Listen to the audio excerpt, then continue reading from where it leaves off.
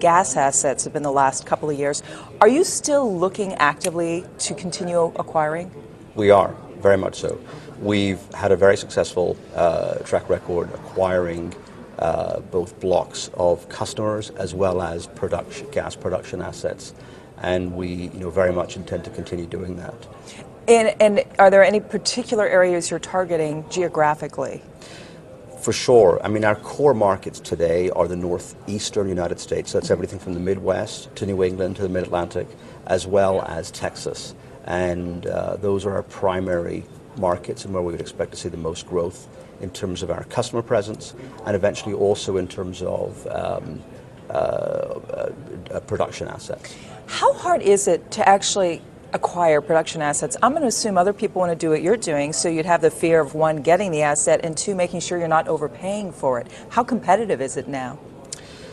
It's a great question. The competitiveness of production assets varies over time. Typically it's related to the commodity cycles or whether it's conventional or unconventional. And we would expect our investments to cover both conventional and unconventional gas assets over the near term. And what role does renewables play? You're in this part of the business as well in terms of supplying energy. I think renewables play an important part of the energy mix wherever you are. The economics of different renewable generation does vary in different parts of the world. We think that it has a role to play, but it is an economic decision. And is it not a bit more out of favor given some of the issues with the solar companies, the fact that fracking has reduced costs? I would just think that the cost equation is changing here. I think, well, clearly, with the abundance of natural gas and the resulting lower natural gas prices, I think the economics of renewables are more challenging than they were in the past.